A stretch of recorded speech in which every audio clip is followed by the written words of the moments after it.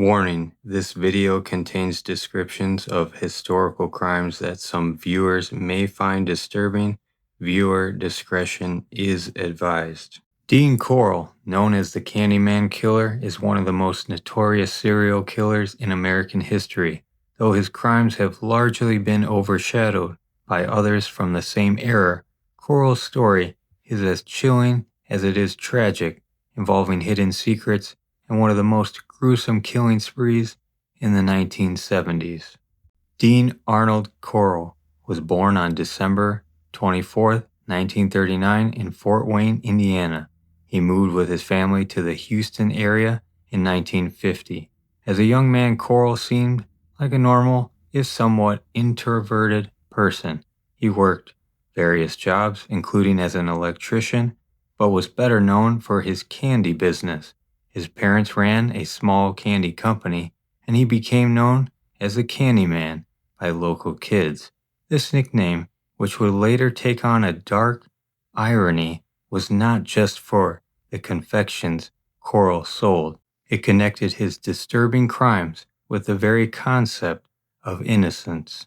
Corll's murder spree began in 1970 and lasted until 1973, but what made him stand out from other serial killers was the role of two teenage accomplices, David Owen Brooks and Elmer Wayne Henley. Henley, in particular, would eventually play a pivotal role in Corll's downfall, and his involvement is both disturbing and tragic in its own right. Corll's crimes were shocking not just because of the number of victims, but because of how methodical and sadistic they were. He targeted young boys and men, typically between the ages of 13 and 20. His method of luring victims was through his accomplices, who offered them drugs, alcohol, money, or the opportunity to hang out. Many of the boys, whom from troubled homes or acquainted with Brooks and Henley, had no reason to suspect foul play. At his home, Corll would overpower them, bind them to a plywood board, and even torture them. His methods involved sexual assault, strangulation, or shooting, and other forms of sadistic violence. After murdering his victims, he would dispose of their bodies by burying them in a rented boat shed in Houston, at High Island Beach, or in woods near Lake Sam Rayburn. Brooks, who had helped lure victims since around 1970 for payments from Corll, he continued out of fear but did not report the crimes until after Corll's death.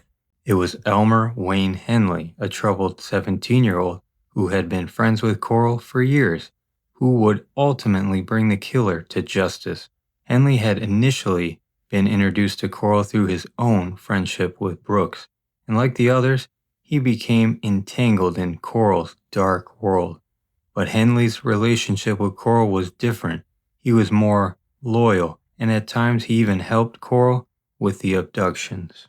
By mid-1973, Henley, who had been procuring victims for Corll since 1972, began to fear that Corll might turn on him. The breaking point came on August 8, 1973, at Corll's home during a party. Enraged by the presence of a female friend Henley had brought, Corll attacked, restrained Henley and two others, and planned to torture them. Henley convinced Corll to untie him, then grabbed a gun and shot Corll 6 times in self-defense. Henley's decision to shoot Corll marked a pivotal moment in the case, one that would ultimately expose the full scale of Corll's crimes. Once Corll was dead, Henley knew he had to come clean. In a remarkable act of bravery, Henley went to the police and told them everything about Corll's horrific crimes.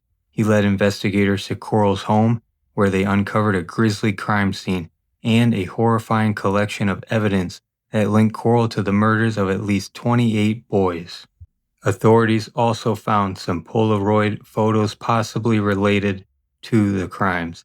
The investigation into Corll's killing spree uncovered a disturbing pattern of violence against vulnerable young boys. The sheer number of missing boys in the Houston area in the early 1970s started to make sense. Henley's testimony and the evidence from Corll's house were enough to bring the killer's reign of terror to an end. While Henley was initially charged with the murder of Corll, he was exonerated in a preliminary hearing, as he had acted in self-defense.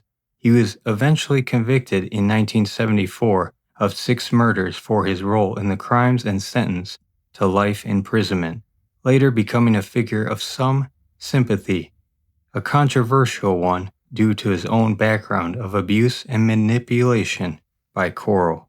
The Candyman case, while infamous in certain circles, is often overshadowed by other serial killers like Ted Bundy or John Wayne Gacy. However, the brutality and sheer scope of Corll's crimes were staggering. His ability to prey on vulnerable young boys with the help of his teenage accomplices made his case particularly disturbing. Corll was never caught alive, but his story serves as a chilling reminder of how dangerous individuals can often blend into their communities, hiding in plain sight. It's a somber reflection on how vulnerable youth can be manipulated and how important it is to stay vigilant.